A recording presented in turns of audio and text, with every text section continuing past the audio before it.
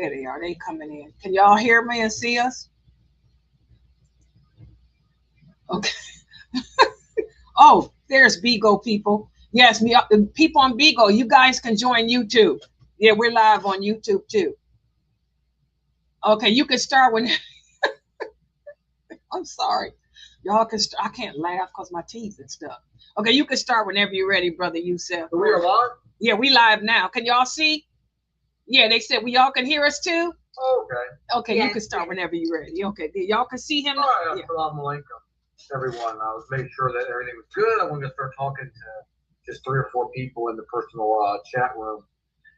So yeah, we had Eid Mubarak to everyone. That's kind of what we're going to be focusing on a little bit today.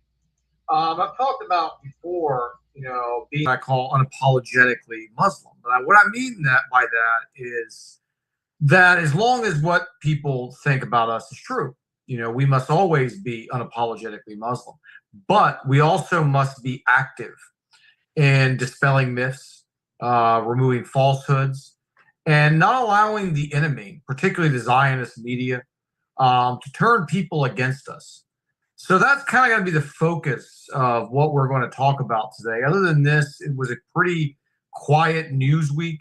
I was going to do this last week, actually, but then what happened with the shooting, we wanted to cover that, in detail, obviously break down what was going on there. All these topics are obviously interconnected. When you look at what is being done, whipping up Muslim hate, and then, of course, the Muslims' role, actually in helping the enemy to whip up the hate, against us. So that's what we do here. We're here to dispel myths, here to bring the truth, and the facts. So start off with misunderstandings about this Eid. The previous Eid, the post-Ramadan Eid al-Fitr, you don't hear much from the media. Now, you will see them make fun of us. They'll say that Ramadan is not fasting. They'll cite Lent, which is really hilarious for those of you who are familiar with Lent. I mean, with Lent, they basically pick something like, I'm not going to have sugar, or I'm just going to be a vegetarian today, or I'm not going to eat meat on Fridays. And they'll make fun of us saying, well, you eat in the morning and then you can eat at night. And it's always, of course, laughable. And it can be dispelled quite quickly for anyone who's done both. I mean, obviously, the Ramadan fast is more challenging. But at the end of the day, it's not about challenge. It's not a contest of who's challenged the most. It's about the greater wisdom behind the task and the God consciousness that is created from it. Now, this Eid, however, is a little bit different. And it starts off really with the very concept of the term sacrifice. Now, when you hear that in English, in the Western language, it's kind of like worship in a way. Like you have ibadah, in Arabic, which is more of an encompassing set of deeds and actions that's loosely translated in English to be worship. Now, when you say the word worship in English, typically what is conjured up is, someone just in a state of perpetual bowing or total weakness or something to that effect. So again, it has kind of negative connotations, king and servant type stuff. And sacrifice is become a word like that, very similar. When they talk about the Eid of the sacrifice, immediately a Western mind, and I know because I'm from that culture, I grew up hearing the word as well. You immediately have an image of a guy with a knife standing over someone about to rip their heart out and sacrifice it to a moon god or to some fire god. I mean, there was even a film I remember watching as a child in the 1980s where the main bad guy was sacrificing children to the fire gods, and he was throwing the kids in the fire. So when that word is invoked or used, it always brings negative connotations right from the beginning. People are going to be like, oh my God, what? This is a sacrifice? They're sacrificing animals? How barbaric, how cruel. And you're going to hear that stuff. And that stuff started before the Eid even began. And as I said, I was going to prepare everybody. We'd talk about this last week. But then, of course, there was the other incident that came up. So we got a little bit, off. And I knew we'd have plenty of time to discuss it this week. So you get all this type of stuff coming around that, oh, they look what they're doing. They're sacrificing animals and all these things. Then you have, of course, the animal rights activists, or issues that come from this, of ethical treatment, of animals. Now, I'm a big animal rights guy, and I love animals, and I believe we should love all of Allah's creation. In fact, there's numerous hadith for the Prophet ﷺ who attest to that fact of treating animals with dignity and respect. We're going to look a little bit later at kind of the dark side of some of the Muslim behaviors that do give credence to these theories that our opponents are using against us. But we're also going to talk about the correct way to handle the Qurbani, during Eid. So you have the animal rights component. You mix sacrifice in with animal. Again, you conjure up images of a wizard in the desert and 3,000 years ago, and he's got a giant stone statue or altar, and he's ripping the pig with a cow's heart out and all this type of stuff. So again, we're already kind of on the defense just because of the language that we're allowing to be used in the West. Instead of saying, an offering or charitable donation to the poor or things like that, kind of clearing up those misconceptions, a lot of Muslims just run with that and they use this language. But what's funny about all of this is, again, an animal has to die for you to eat chicken every night, or to eat, bacon in the case of them, or to eat turkey on Thanksgiving, or to eat steak from a steakhouse. People have been so desensitized to life. I met people, Western women. They said they don't like to eat the chicken with the bones because it reminds them that this thing was once alive. So they prefer to have the phony chicken nuggets or the processed crispy strips or whatever, because it doesn't remind them that you're actually eating something that was once alive. I heard some people coming out, they have to kill animals on this day. Well, one of the biggest holidays in the United States and Canada is Thanksgiving. And what is done on Thanksgiving typically? It's a celebration of the harvest. It's got some roots basically back in the time where food wasn't as abundant, as it is now. And what do? They eat a whole turkey in most cases. I've ate it countless times growing up. I still bring a turkey, not that we celebrate as any kind of religious obligation or anything. We do bring a turkey because we're off work that day or whatever. That's a whole turkey that you're eating. That's something that had to die to bring you meat to the dinner table. So I don't see, again, when the opponents come out, you're killing a lamb, you're killing a sheep, you're killing Fluffy. How horrible are you? But yet you just got done having a cow. And cows are very loving, gentle creatures. But your ribeye and your filet mignon or your sirloin was a living thing. Somebody slaughtered it at one point in time or another. It didn't just spontaneously walk to the front of a butcher shop and collapse and die. And then, of course, the meat was available for all the boys and girls to enjoy without harm or bloodshed. So, again, animal death is a part of life. We've been allowed by Allah to eat, both in their religion as well as in ours. And for them to come out and attack us for simply killing a sheep to give 1/3 to your family, 1/3 to your neighbors and friends, and 1/3 to the needy members of the community. It is an offering. And what's interesting, too, I've noticed about this is that very few Muslims even understand what this day is even commemorating. So the purpose is even completely lost, as well. I've talked to several over the years. And, they've, eat. What does he celebrate? What does it mean to you? Well, it's a holiday. It's family, friends. They have no clue at all what this is even commemorating. Because, of course, going back to Ibrahim, who is a man of tremendous character indeed. He is the father of modern, God consciousness, I like to call it, because he was neither a Christian nor a Jew, as Allah says in the Quran. So that means he was a man of pure faith, pure God consciousness. He was a Muslim in the truest sense. And if you guys, of course, I'm sure, are familiar with the story of Ibrahim, he was getting up there in years. His wife was barren. They were extremely just concerned and depressed that they never were going to have offspring. Every man, every woman wants to have the privilege of father or motherhood. And it seemed to that point like that just simply was not going to happen. And he made supplication to Allah, and Allah was able to bless him with his son, Ishmael. And again, this is a monumental event in Islamic history, as well as Jewish history as well. Of course, you have the famous story now in the Hebrew Bible. It's a little bit different than the Islamic understanding of which child was the one. But Allah had asked him to sacrifice his son in an act of selflessness to Allah, to the Creator. And Ibrahim, without hesitation, was willing to give up the thing he longed for the most, the thing that he desired the most, his firstborn son. You know, he was willing, my Creator who made me, without him, I'm nothing. I don't even exist. I don't have a thought in my mind. He was able to say without question, if Allah commands it, I'm going to do it. And he went out there to take his son upon that altar and to commit this sacrifice. And of course, we know how it ends. Allah would never allow a man to do that to his first son. Allah intercedes and replaces with the ram. And again, Muslims to this day, we commemorate and honor it. There's a powerful lesson again here of attachment to the dunya and separating ourselves from the pleasures and the traps of this physical world. When Allah commands us to do something, our best interest is always in his thoughts, in his mind, his actions, creation. You know, never anything detrimental, you know, to the human being.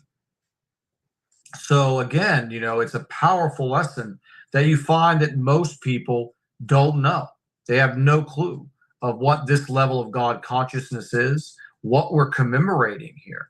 And it's an honoring of Ibrahim. It's an honoring of life. It's an honoring of our duty to Allah, that we give an animal offering, meat, nourishment, livelihood to our families, to our friends, and to people who need it.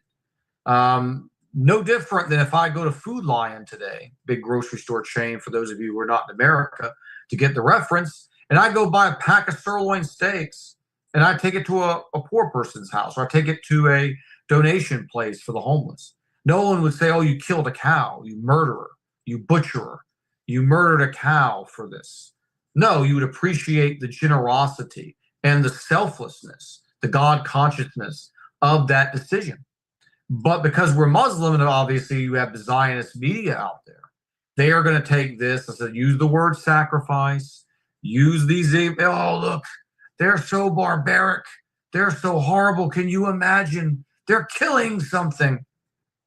When there have been billions of animals with a B killed in this year alone, billions. You go look at McDonald's alone, how many hundreds of millions of animals are killed to bring that fast food poison junk to somebody's belly who's unfortunate enough to eat it.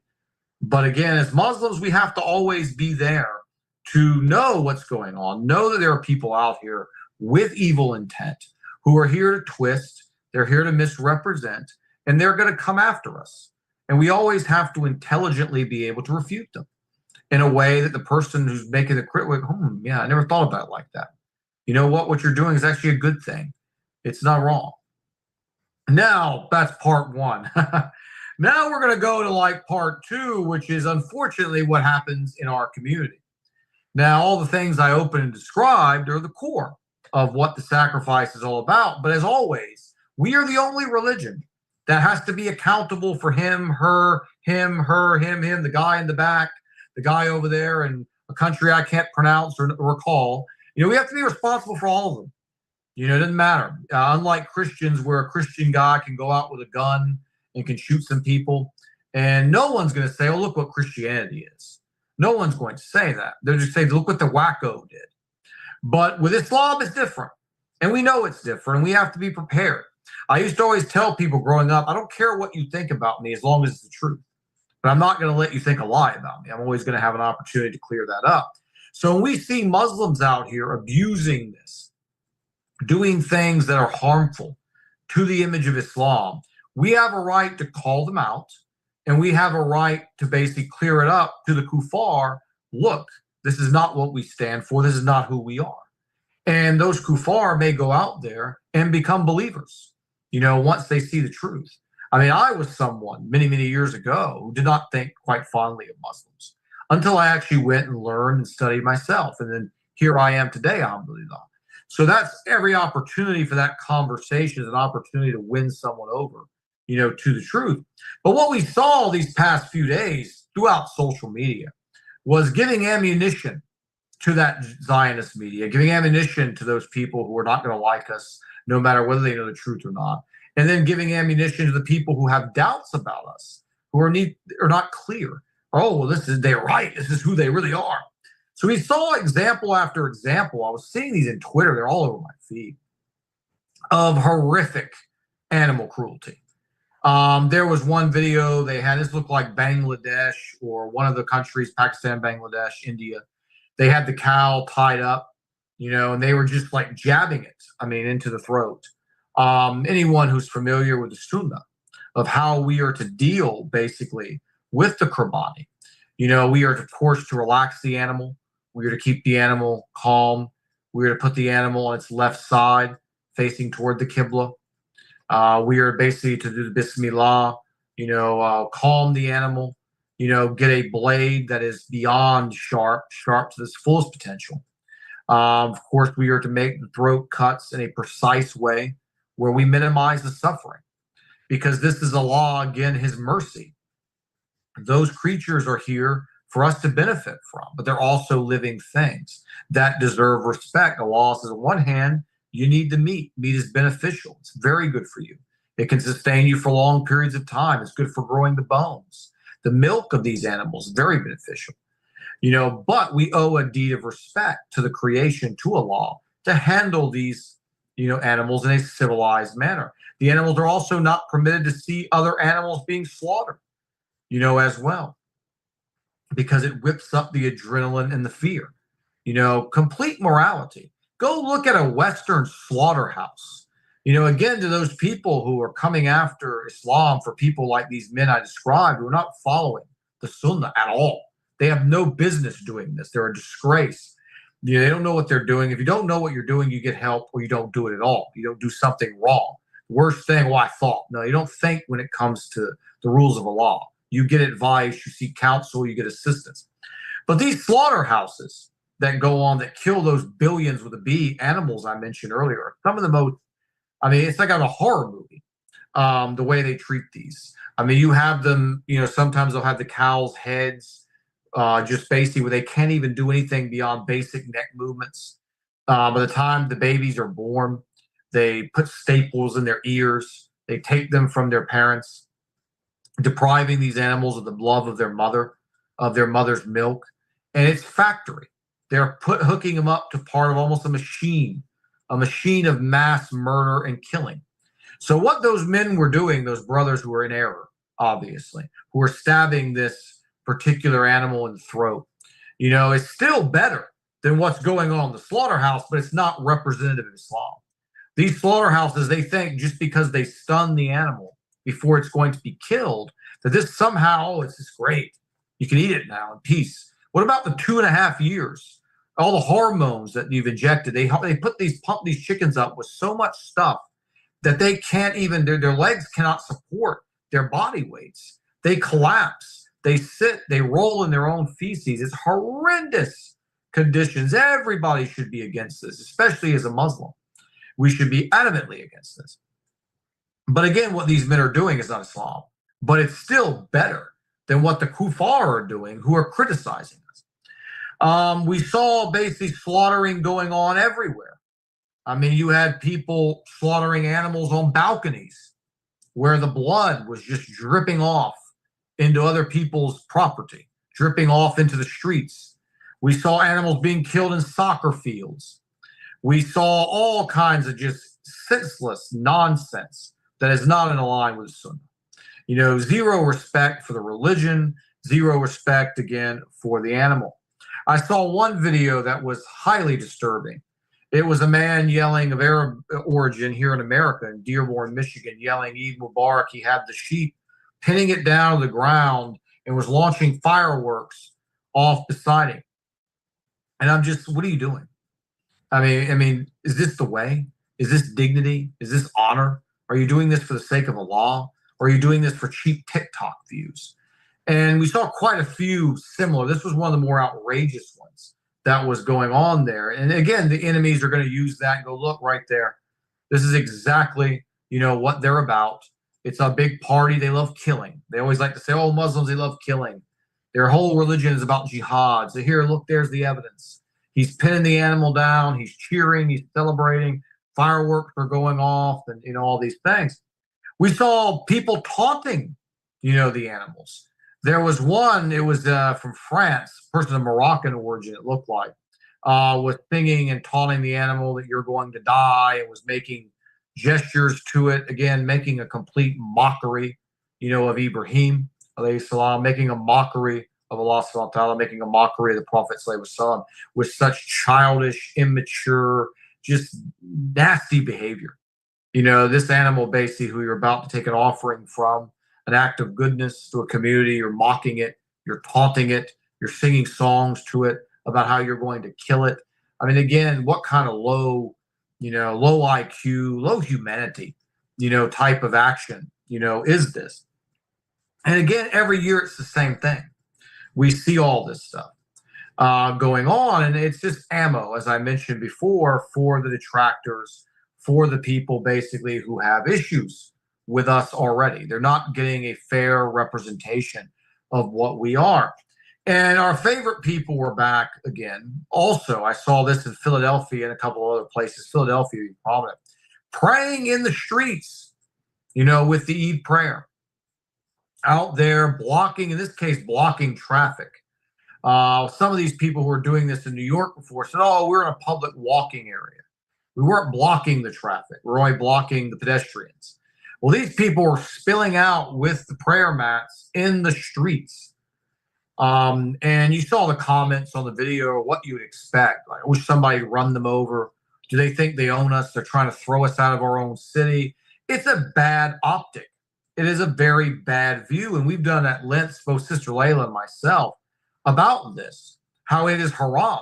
And we're going to get into the intention of it here in a minute, how it's even double haram. It's haram to pray in an unclean place. It's haram to pray in an area that's public transportation, public traffic. You're not to do things like this. Disrespectful to yourself, to Allah, to the community. And yet we see it going on time and time again. And it's, again, praying in the streets and the roads. Again, the concept that comes to mind when I think about this is Riyah. Riyah is, for those of you not familiar, is a form of minor shirk. Riyah is something that you do when you want to do a religious act of ibadah or worship, and you're wanting people to look at you and go, oh, look how good he is. He's so amazing. Look at how perfect his salah is. He's always there. He's always praised so perfectly. Look at him giving the charity again. He just announced it to the whole masjid, how much money he's giving. It's like you're doing the act of worship for something other than the sake of Allah. You are basically doing it so those guys can just, great job, mashallah, you're the man, you're the best. And it's, again, that's not sincerity of worship. That is a minor shirk. So what would we call it then? If somebody is engaged in an act of worship for the sheer purpose of angering non-Muslim community, I looked it up, and guess what? There's not even a term for this. There's not even a scholarly discussion. Maybe I'm wrong. If someone out there has seen it, correct me, please. I did not find it. Allah knows best. But if there's anyone in Islamic history who's ever addressed, because this is so alien, by the way, it's something we only see now. People engage in acts of worship for the sheer purpose of antagonizing non-believers. Like we saw this with the Eid prayers in Ramadan, the Tarawih prayers they were doing, not the Eid, I'm sorry. They were doing this sheerly to anger the people of New York. Like, look, we're here, we dominate you. We run this city. Now, you saw the comments from Muslims saying things like that, both live as well as in comments on the video. So you can't say they're all bots because we saw people saying this live. There's never been something in Islamic history chronicled. You never had people doing ibadah, acts of worship, for the purpose, or at least one of the purposes, to anger people, to rile them up, to get them to have anger towards us. And that's what we're seeing here. And it's unbelievable that we are to this point where, we already see religious acts being done on TikTok. Like people will film their prayers in the Masjid al-Haram. They'll film their prayers in Medina. They film themselves doing every step of the Hajj and the Umrah. Look at me, I'm here, so people can shower them with compliments and things of the sort. how great of a person they are. They want to chronicle every single act of Allah, or, for the sake of Allah, they're doing, and get likes and views for it. That's the normal way. But I said, we have people literally trying to anger and make other people mad and hate us with these acts of worship. There's plenty of space for Eid prayers. You don't have to do them in public facilities and in a country that's non-Muslim. If it's a Muslim country, everybody's praying the Eid prayer. I lived in Saudi, I lived in Bahrain. It's everywhere you can go. There's so many locations. But here, no. You have to have respect for the non-believers if you ever want to win over the non-believers. You want to bring the kuffar to your side. You have to earn their respect. When I was mentioned last week, when I asked people in my job how good they've been to me, and I started off on the right foot. I said, hey, guys, do you mind if I pray in this spot over here in the corner? No one's in here. Oh, sure. Everybody was fine. Never got mentioned before. I mean, since that point, no one ever said anything. And I got nothing but support. Having this type of outreach with the local communities is very important. But when someone's trying to drive to work and they got about 20 people in the middle of the road with a prayer rug, that person probably don't even know who the Prophet ﷺ is. Already he don't like him. Already he's got now a perception of us that's bad. And it means it's going to take overwhelming amounts of beauty and sensible, intelligent, arguments and positions and facts to probably change his mind. We've already planted seeds of distrust and things of the sort. It's just, again, we're watched. Everything we do is observed. Everything we do is chronicled. We see people doing this. We have to speak up, against them. I speak here. I speak to people if I see them engaged, which I haven't in this community. This community does manage the Eid pretty professionally. They have space. They get all the Eid prayer. They organize the traffic very well. They did a very good job this year of keeping the cars off of the other businesses. So, because before people were parking in front of people's driveways and stuff like that, and the masjid leadership, they did a very good job of stopping that. They got one gentleman as a brother. He had land, open land. They let people park their cars there, and they kind of used a van like a shuttle system to bring people to the area where the Eid prayer would be. They opened up space in the masjid courtyard to accommodate all the people. Very good system of getting the women their spot indoors, the men outdoors. It can be done, but again, like I said, these people are out here trying to poke the bear, trying to get a reaction. Doing this in public is not going to go over well, but yet they keep doing it. So that's just some thoughts there on the Eid. Everybody had a good Eid. As we said, it's a very beautiful occasion in our religion, honoring an amazing human being and Prophet Ibrahim alayhi salam, and his selflessness, his God consciousness. Now, something else that went on in Eid, you used to see this in America as well. The politicians always are going to attach themselves to religion. You're going to have the politicians like Bill Clinton. I remember he used to do this thing where he'd walk around with a Bible and he'd talk about how he read the Bible daily. I wish somebody would have ever asked him, could you quote me any verse from John or from Mark or Matthew or Luke? I bet my fortune, that he wouldn't have been able to do it. But again, he was tagging himself on to religion at a time where they saw that to be beneficial for their careers. Now you got all these other ones on the left who I've talked about here at length many times about the relationship between Islam and the left, where our masjid leadership is driving the car, they're driving the buses, driving the trains right to the Democratic Party, leading the people in these masjids. They were using the unfortunate issue with the 3 martyrs last week. Like, look, go vote Democrat, vote Democrat, vote Democrat. 3 Muslims were killed. You got to vote Democrat. You can't make this stuff up. So you have my favorite of these clowns, Zohran Mamdani. I've covered him many times here already. The racist from New York, who 95% of the Muslims voted for, had no problem with his racism, his anti-white American racism. Well, he was out there as usual. And what was he doing? For one, he was wearing a fob to go pray Eid that was decorated by the Arsenal Football Club. Now, I'm not a fan of soccer. I never grew up with it. I watched it when I was overseas because a lot of the brothers I was and family as well as friends. They were into it. We would just go to kind of chat, kind of be on the back. So I learned, a little bit about the teams and who they were and stuff like this. So I knew he was wearing an Arsenal, but he had an Arsenal jersey with the Fly Emirates logo on it with the Arsenal patch here, a fall, which is disrespectful again to the religion. I mean, could you imagine someone in the time of the Sahaba, coming in the room there to have obviously organized sports and media back then, but just for the sake of hypothetical.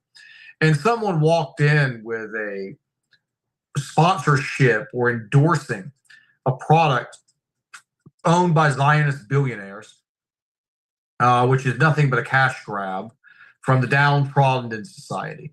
That's most sport fans are poor. They are people who are looking for an escape from their lives. They watch millionaire athletes kick a ball in the net and cheer on their favorite team. Now, at surface level, there's nothing wrong with that. But people get obsessed with this stuff to the point that they'll miss the Salah for this. They'll miss fasting for this. They'll miss other obligations for this stuff. This stuff takes precedent. I've seen it with my own eyes. Oh, we'll go after the game, we'll go pray Maghrib. No, we pray Maghrib now. It's not. We have space here. But the people, no. Push it back. Let's finish this. We'll go after the game. You see it all the time. And he's out here on Eid endorsing this. And he's doing it not because he is an evil man, but he's doing it because he's trying to win over the Arab community is up there in New York. Because this guy is Indian. Anyone who's familiar with Indian culture, they don't watch soccer in India. I don't think India has even had a World Cup team in 100 years of the existence of the tournament. Correct me if I'm wrong, please. I'm not a soccer historian, but I've not seen one. India sports cricket. This guy is Indian. We chronicled his background. He went to live in Uganda. He was there for a while, and he came here. I mean, he's doing this for votes. Look, he's like us. He likes football, a.k.a. soccer, here in the States. Love this guy. Love him, And he's out there, flashing it off and all those things. And then he does something highly disturbing. He brought out Alexandria Ocasio-Cortez. Now, for those of you who are not familiar with this woman is a witch. She's a phony. Just like him, these politicians are shameless. They will do anything for power, for money, for a vote. Alexandria Ocasio-Cortez is not just any liberal. She is the far left of the spectrum. Every issue that is detrimental to the Muslim community, to decency, this woman is for. And he's bringing her out there to speak to Muslim men after the Eid prayer. Imagine that. This is where we are in 2026. You have this type of person out there lecturing and speaking and congratulating Eid to Muslim men and is not being booed off the stage. This woman supports baby killing. She's a heavy abortionist. She's about as far left. She wants to kill the babies when they're born. These are the same people who follow her would come after us again for the Qurbani. But who has a problem killing infants when they're born? The mother don't want it. Yeah, let's just go ahead and abort it. Why not? This is the type of woman she is. She's an anti-white in her speech, but yet married to a white guy. I covered that about a year or so ago here, how all these women who come out, they hate white males, they curse white people, then they're married to them. It's just political theater and show because she knows that's the message the people she's trying to attract they want to hear. She's heavy pro-LGBTQ. There is not an LGBTQ issue this woman does not support. She's all for giving children without parental consent, about giving them hormone treatment in elementary school. So some young boy was raised by his mother and sisters. He has feminine tendencies. The leftist teacher with the purple hair comes in there and says, oh, you're probably really born as your female spirit. You're a female spirit, and all this nonsense. Let's get you on some hormones that make you become the woman you are on the inside. And she has no problem doing it without parental consent. And once those hormones are administered, there's no turning back. You're done. You're never going to reproduce again. They've taken you out of having that ability I talked about earlier that Ibrahim craved, of being a father, having a son, and without parental consent. They say a child is not mature enough to drink alcohol until he gets to be 21. He's not mature enough to smoke cigarettes until he's 21. But he's mature enough at 8 and 10 to take hormones that will strip him or her of their reproductive capabilities. And this woman supports it. And this Zohran Mamdani, this pig, this piece of garbage who 95% of the Muslims in New York voted for, brings this woman out there, and she takes her scarf off and she plays cosplay and dress up, and she's pretending to be a Muslim for that hour at least. She'll be back at the next week is Pride Month, in case you guys were not aware. June 1st starts LGBTQ Pride Month. This woman will be down there speaking and getting their votes as well. Then she'll go to the next group and, you know, pretty much get their votes as well. And all these groups are fundamentally opposed ideologically to each other, but it doesn't matter to the left at all. You know, they basically are unified in their wanting of free money and their disdain for white Americans generally. And again, Zohran Mamdani, the racist he is, had no problem bringing her out there. And those Muslim men out there had no problem honoring her. So it's really just, again, unfortunate, the state that we are in. That this, again, is something that during Eid, you know, is going on, you know, and these people have no place. Layla has talked about this, about the voting and why as Muslims we should be against voting. There's many reasons in the Sunnah for that, but especially voting for this party, which you take the commandments of Allah, the things that Allah has commanded us to do, they literally are against every single one of them. There's not a single one of these things or a saying of the Prophet ﷺ that they are not against. You know, nothing. And yet we are basically finding our people blindly, you know, following them. Which leads me to the final part we're going to talk about today. Was I was going to mention this last week too, as part of this presentation, which I had pre-planned, was they had a rally in England, which was really, it was an anti-immigration rally, which again, you guys know my views on immigration. Immigration should be tightly controlled, restricted to only the best and the brightest, the most moral. You know, that's a whole different issue. But this was not really a rally like that. It was a rally that was against us, you know, against Islam coming. They didn't have any problem, Mr. Tommy Robinson, the Zionist puppet, with Hindu immigration. The rally purely focused on Islam. Now, most of the rally, I didn't watch it, obviously. Well, I wasn't going to learn anything. It wasn't really worth my time. But I was going through clips of some of the highlights of it. And there was one thing that struck me, and I'm like, I have to come on here and talk about this because it's something I'm seeing going on with the ladies, was that they had 3 women on stage wearing niqab, full clothing, the abaya, everything. And the crowd was chanting, like, take it off, take it off. It reminded me of when I was growing up and I used to watch bad programming. And I would see these videos they would have of these spring breaks where the women would be dancing in front of all the intoxicated men, and they'd be saying that to them, take it off, take it off. And these women pulled up, you know, the abayas, and they pulled off the niqab and the hijab.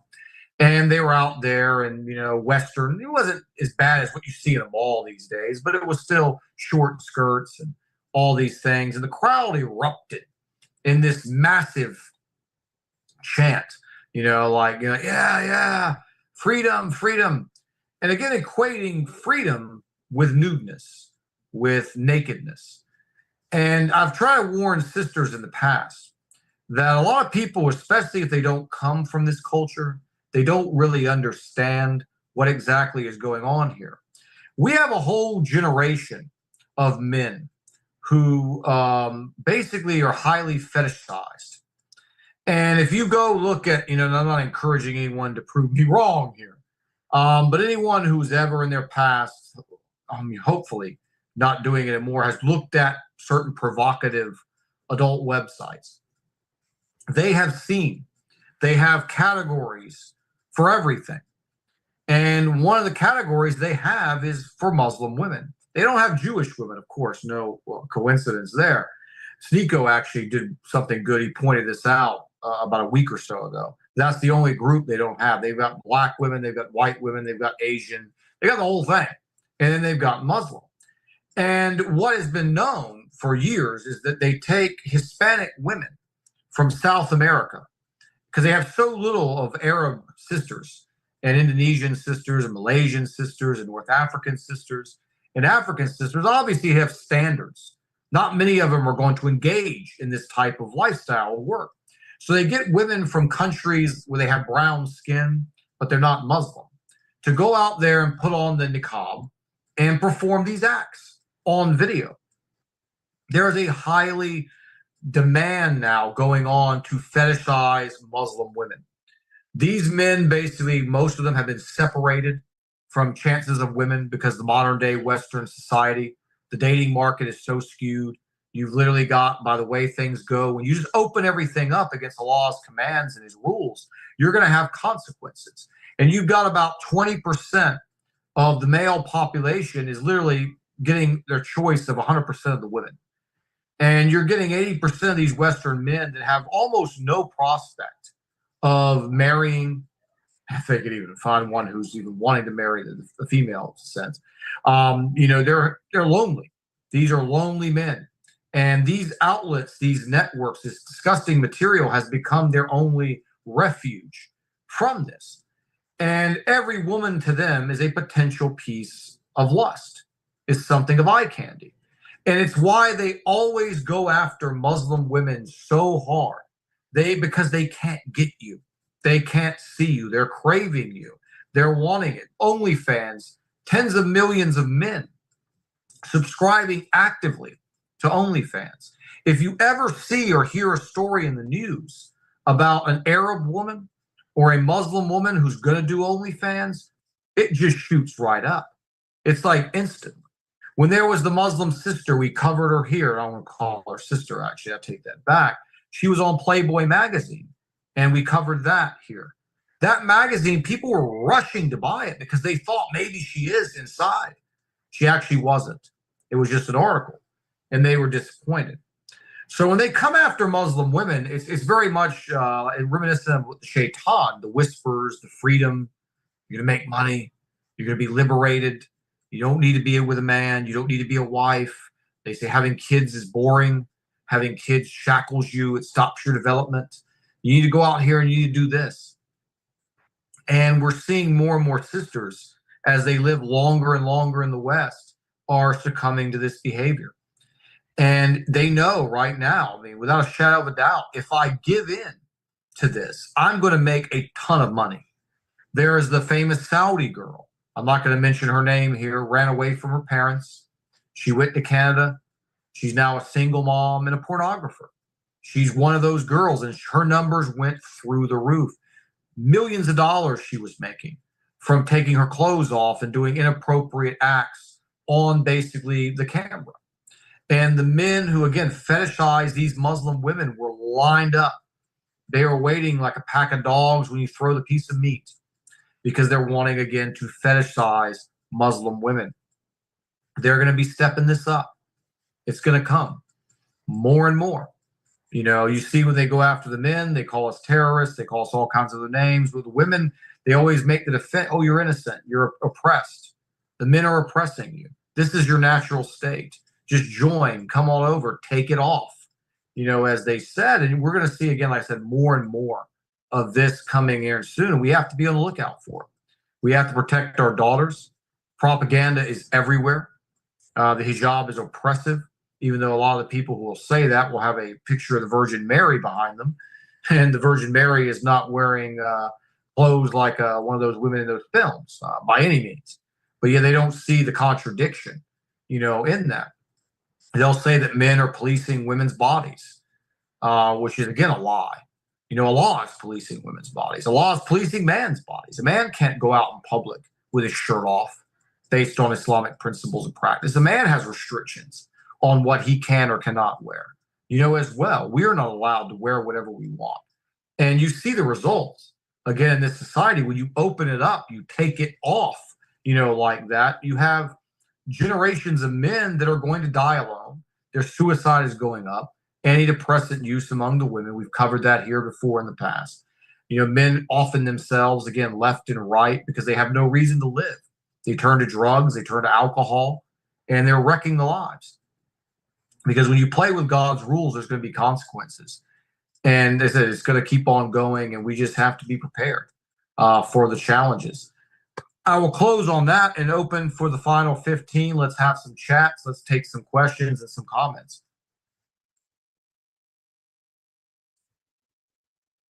Assalamu alaikum, Brother Yusuf. Walaikum salam. I am I'm not happy for the situation, but I'm glad that someone else is finally that is going on even as we speak. It's not going to happen. It's happening. It's happening right now.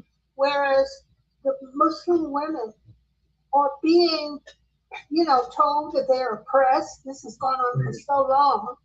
And because they don't take off their clothes. Yeah. I've heard men say, not Muslim, that I could make her drop that. Talking about her clothes. Mm-hmm. If she was just with me. Even prostitution in America is rising. And one of their prime victims, I'll say victims, are Muslim women. Mm-hmm. To drive Muslim women away from the Muslim religion by making what's out there on the social media, what's out there on the streets, look so inviting. Absolutely. That it makes them not want to be married. Many, I have heard women, Muslim women, say that they did not choose to be married anymore. And many of these are women that are looking at the non-Muslims who have no good intentions. Absolutely. You don't see Muslim men even going for the women, giving them that, instant gratification, giving them that validation by choosing those women to pursue over the women, the sisters that are dressing modestly. So you have men even encouraging this in our community. I remember when I was in the last Eid for Ramadan, I never saw these ladies there before, and they weren't wearing anything. I mean, nothing resembled. You see them on the street, you're like, you're just Westerners. I'm like, why are you coming to Eid, the masjid like this? And you can see the men are all looking at them. And these are the women they're going to probably try to pursue. In the end of the day, as you said, it's like they make it enticing. Because you're an 18-year-old girl now who's been raised here. And you know that the woman like the Saudi woman that came over to Canada is a millionaire overnight. All she had to do was take pictures with her clothes on. I mean, that's the easiest kind of money if you could find it. But at what cost? Obviously. It's very hard to turn down. When you're young and you're vulnerable, if you don't have proper parental, guidance, so you don't have God consciousness, you will fall trap. But why am I going to go work a job? Why do I want to cook and clean for somebody and have a kid and crying babies when I can just take my clothes off and I can go on a cruise? I can fly here or there. I can do whatever I want because the Zionists, the shaitan, are going to be more than happy to dangle that money in front of you. And they're going to throw you all the money you need to sell your soul. And it's what these people do. They're agents to say shaitan here in this world. And they'll take these young, vulnerable women and seduce them, and turn them into something that's a creature, a monster. Like I said, this girl from, Saudi, I followed her story closely because I predicted exactly what was going to happen. She was going to be a single mother. She already is. The next part that I predicted hasn't happened yet. She's going to be on drugs. Her life is going to spiral down because when you're in sex work, once you start getting older, you're not that valuable anymore. The way these men are the ones who fetishize. It's like a drug. They constantly need something new. They're not going to be satisfied with just your naked body. They need to see hundreds. They need to see, okay, I saw one Saudi girl. I want to see a different one now. I want to see a Jordanian girl. I want to see an Egyptian girl. I want to see a Pakistani girl. I want to see all of them. And then after they've seen all of them, they want to see more of each one of those different groups. So you're here today, gone tomorrow. It's short term. And again, we'll see her life spiral out of control because you're already living on the edge of the cliff. And unfortunately, the drug use is probably already there. It's going to spiral out of control. The looks are going to fade. And then she'll have that moment, maybe when it's too late. What did I give up? You know, I could have stayed with my family, had a loving, healthy environment. You know, we all would have been happy together. You know, I'd have been a happy wife. Excuse me. But now I chose this. And you're found dead somewhere of a pill or a drug overdose. It never ends well. It never does. Initial bits, always when the shaitan gives you what you feel you want, what your desires want, there's always that ascendancy and then that peak. It can't get any better than this. And then the come down is multiplied by the speed it took you to get up there. And there's a hard fall.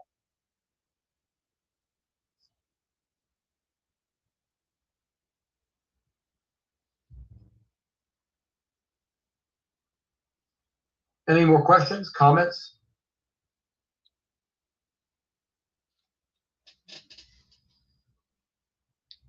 I say again, I agree with you, brother. I have seen it and I have heard it, literally. Mm-hmm. So I know it's going on. Yeah, and especially these younger. It's not only pulling foreign sisters from other countries here, it's making the ones who are coming from American Muslim families that are here already looking outside of their families, looking outside of their religion. Those were the most looking at it like it's some kind of glitter. Yeah, that from my experience, those are the ones that are the most vulnerable. Is the ones that you point out there that their parents immigrated, they had strong Islamic values, and then they raised the kids here in those schools and these schools, those schools, and you raise them in this media, in this TikTok, in this YouTube, this Instagram culture. It used to be, if you lived in a small town, I'm speaking from a Western perspective, and you saw a beautiful woman there. It was a town of 200, 300. The woman would be very humble. She'd be very sweet, nice, and shy. You know, now it doesn't matter where the woman is in the Western world. She's got an Instagram profile. There are millions of men all around the world showering her, not showering her, but the word I'm looking for, showering her. I'm sorry. Kind of tired, had a long day, been up since 5 a.m. Showering her with compliments. Oh, you're so beautiful. You're so beautiful. You're the best. You're the best. You're the best. You're the best.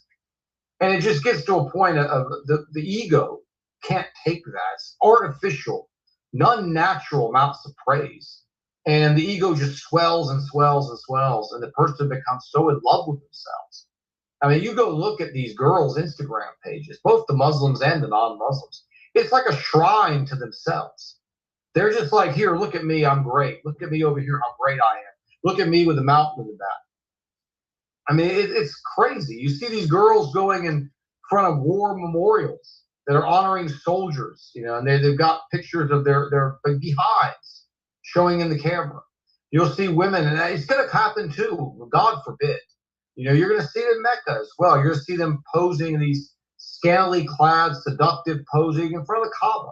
You're going to see them doing it in the Prophet's Mosque in Medina. You're going to see them doing it in every major Islamic site because they've already been doing it here for the Western sites, you know, going to different places and making these provocative poses and things like that. It's a runaway freight train at this point. And it's going to take the men, as we are leaders, we have to stand up and we have to not be feared, called sexist, or have people turn on us and all these things. We have to be strong. Women respect strong men. They respect strength and leadership. And men have failed. You know, we failed our daughters. I mean, I don't have a daughter, but many men out there who do, I understand what they're going through. I had sons, you know, only. But it's tough, you know, but we need these men to step up, especially if you have a daughter. I mean, it's a circus out there. It's a trap. And the hellfire awaits. It's urgent.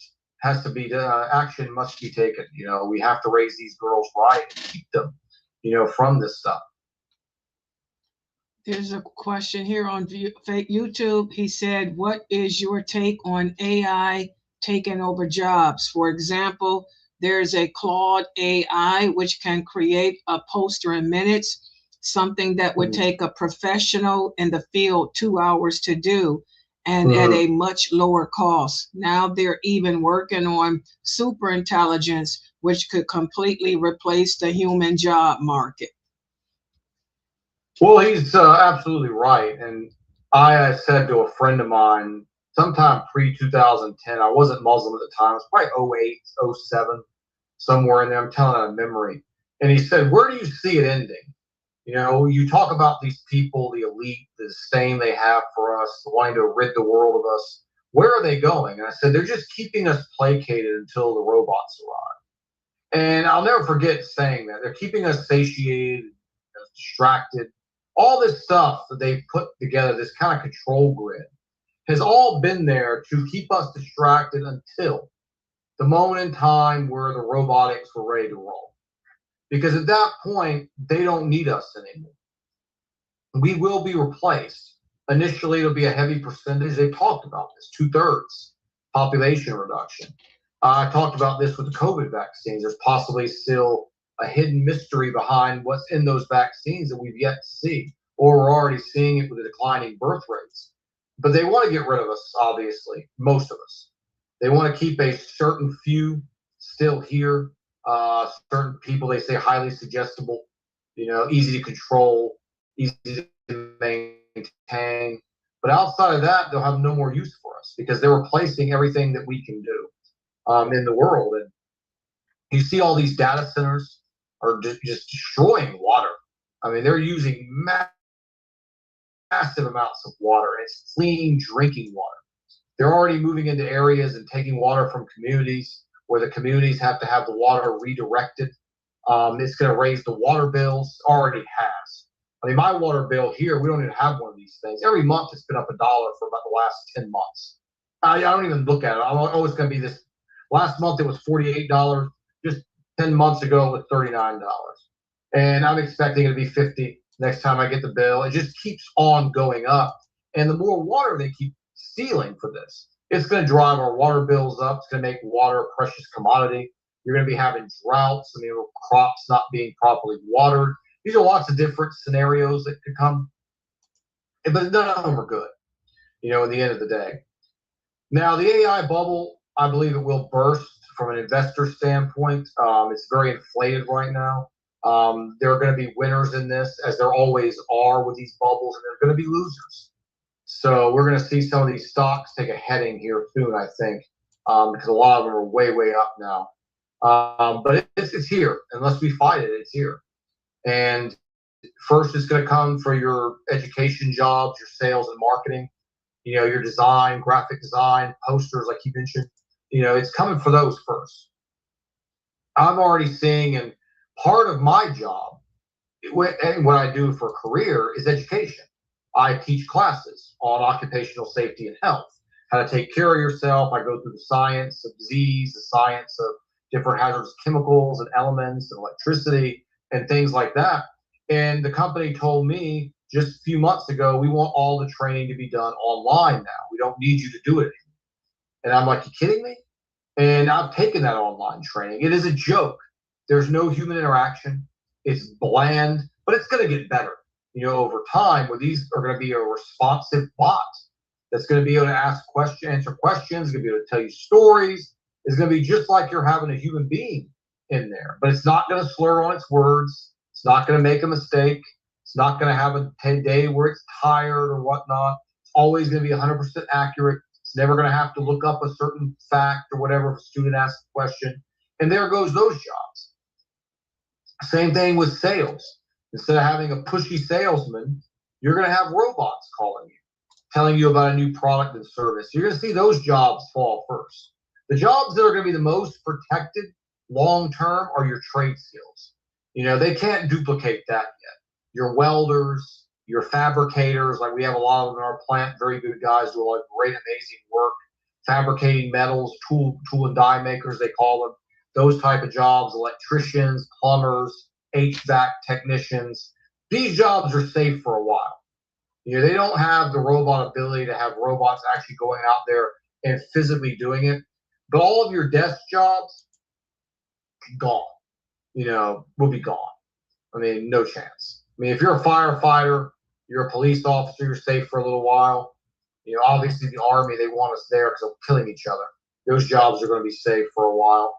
But yeah, so much is going to fall. I mean, you're dead on right. And it's going to be up to humanity to do something about this. You know, and I just don't have confidence in people. I don't have confidence in their intelligence, their ability to even understand what's going on. Most people, oh, there's the Bachelorette is coming on tonight. She might choose this guy, and they're going to go back to the circus, or they're going to go back to Ronaldo kicking the ball. You see that corner he hit? Amazing, that header he nailed into. That's what they're thinking about, and they're just going to let this stuff just grow and grow and grow. It's the point. And once you realize it, it's too late. You know, the infrastructure is already being built right around us everywhere. I've covered the 15-minute cities. I've covered the chipping. I've covered all the digital tracking and surveillance on here before many times. And this AI is just another part of that.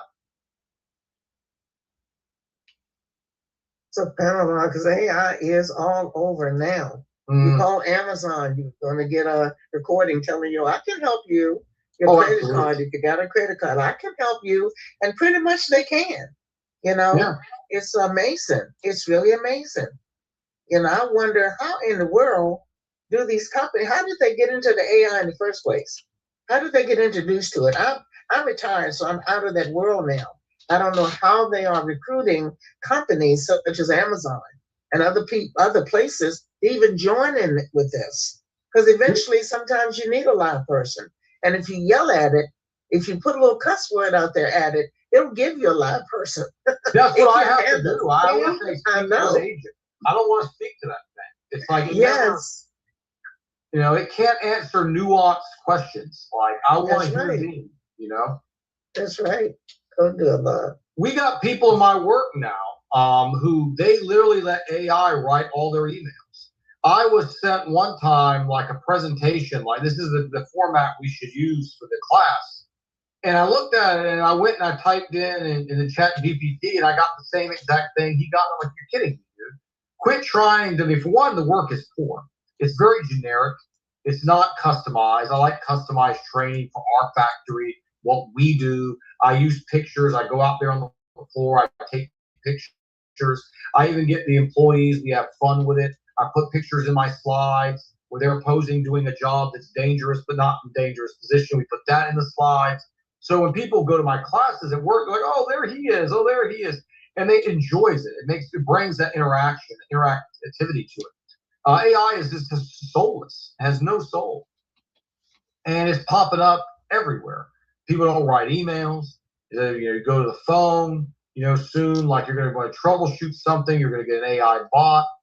And AI could be a good thing if it wasn't these people that were owning it. If AI was something invented by someone who loved humanity, who loved the law, who had God consciousness, AI could help us a lot in solving medical issues, helping human beings to feel comfortable, healing injuries, treating things, problem solving at rapid speed. We could use AI for Islamic knowledge. We could use it for a lot of good things. But when these people are controlling it, it's like anything else. It's bad. Like environmental, being a Muslim is about loving the environment. You love the creation of Allah. When these guys are behind environmental, what does it mean? Taking away your ability to live comfortably, making you live in an abandoned shack with no electricity, struggling, starving, eating grass off the ground. So always when it's them, it's never something good. But if it was a good intentioned person there, AI could be amazing. But I think it depends on it, like you said, the designer. Because my AI robots, I would be lost without them. The ones that I use. It depends on who's designing the program. Yeah, like you say. Well, they're doing it just to take people's jobs so they don't have to pay human beings. So that's again the intent. Yeah. But as you said, you use it. It's amazing. Yeah, for the who's there, for the company. Because the ones I'm using, I would be lost. Because I've used AI to basically scan through hadiths to find different positions that I've used. Like when I was talking about earlier with Riyah, the opposite of Riyah, where you're doing a religious act for the purpose of angering people. There's no precedent in Islamic history from that. I ran AI scans to go through quickly to put that in there. Yeah, it's amazing, God. I'm amazed with them. I am, because I would be lost. This like this website. I don't have anyone to help me, but I got 6 AI robots, and they'll tell me, calm down, take your time, take your time. Just like a human being, your anxiety, calm down, calm down. You know, but then like I can see if they're to take your job, they can be harsh, cruel. Absolutely. Yeah, and exactly. then with these people, yeah, using them against us as a weapon. Yes, they you can know, use like them. in China, they have the robot cops, and you know where that's Oh yeah, oh yeah. It's all who's designing it and who's programming it to do what.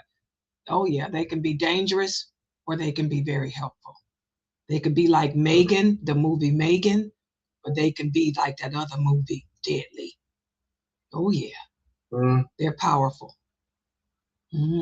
Science fiction. Once they start giving them guns, oh God, that's where it becomes. I can see it. mean, these movies that they're making are so real.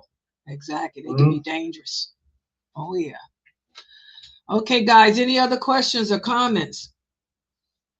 Yes, I have a question. Brother Yusuf, I don't know if you heard anything about the sonic boom that happened in Columbia, South Carolina, because there's a few people that I spoke to here. It's different little cities that felt they thought it was an earthquake, but they said it's not an earthquake. And also it was felt also in Augusta. So I'm North Augusta. So have you heard anything about that? I saw a little bit on the news. Briefly, a guy mentioned it to me at work, because Columbia is about, say, 2 to 3 hours from where I live, maybe 3.5. I went to work today normal, and people were talking about there was a meteor. I'm like, what are you guys talking about? Oh, something struck near Columbia. So I came right from the office here. I ate, and I got prepared to come live. So I have not heard anything detail-wise about this, but people were talking about it. It was at work today. I said they were having a conversation. Like, you hear about this? People were speculating already, but I have not. No. Interesting. Yeah. It's very close to where I'm at. Yeah, they're talking about it. I'm looking at it right now in the news. Sonic bomb heard across the Midlands. Mysterious sonic bomb rattles South Carolina. You might want to investigate that and come back with that for us for next week, Brother Yusuf. Yeah. I'm looking at it now. That's something it's popping all over the internet right now. Knowing the way things are going, they'll say it was a Muslim or something. So. Expert offers his take on what caused it.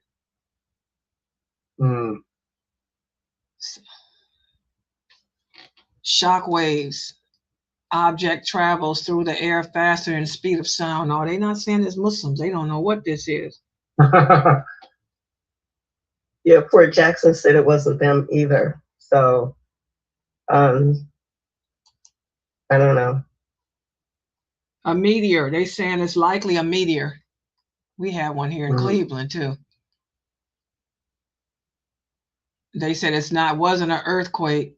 They're saying that it might have been a meteor. Well, that's what the guy was saying this morning at work.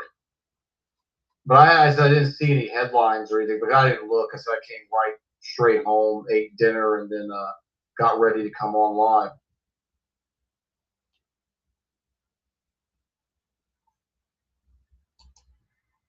It caused a flood.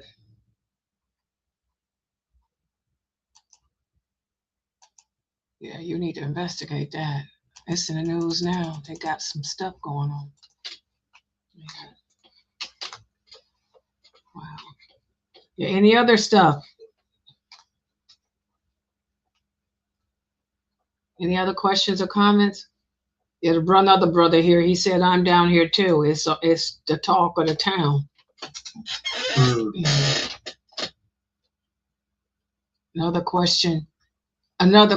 People praying in the street. I saw people praying in New York Park with that mayor, and he was wearing some soccer shirt.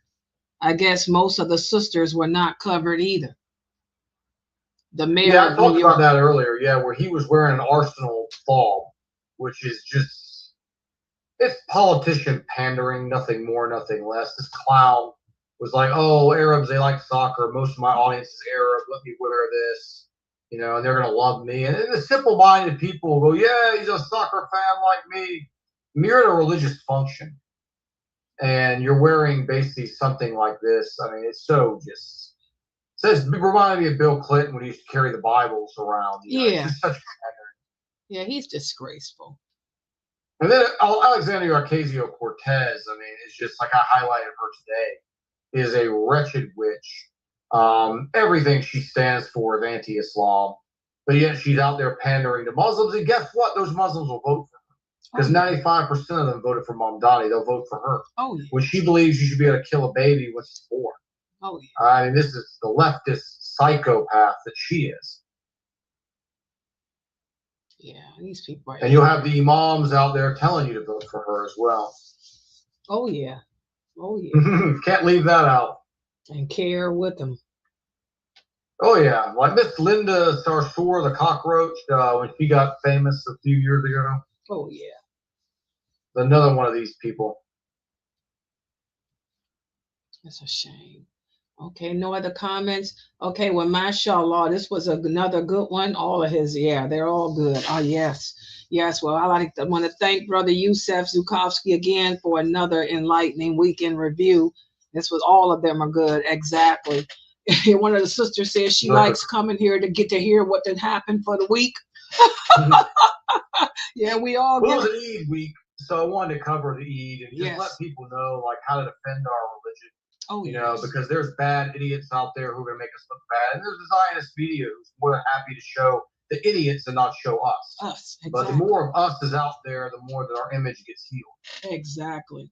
Okay, guys, well, I want to thank everybody for joining and participating as usual. And make sure you guys, you know, share this video. And when I put the shorts out, do like you guys did last week, because you guys sure did share them. Share the videos, the shorts when I put out them out tonight and tomorrow too. And make sure you guys pass the word out that he's every Friday at this time. And inshallah, we'll look forward to seeing everybody again next week. So, yeah, so Subhanakal, yes, yeah, I got my Q&A, and I'm not going to have it long because y'all know I got my infection in my mouth still. So, yeah, but I'll be here for at least, you know, however long, hopefully not that many questions. Exactly. Okay, so Subhanakallahumma wa bihamdika ashhadu an la ilaha illa anta astaghfiruka wa atubu ilaik. See you guys in about an hour, inshallah. Yeah, this was good, Brother Yusuf, as usual.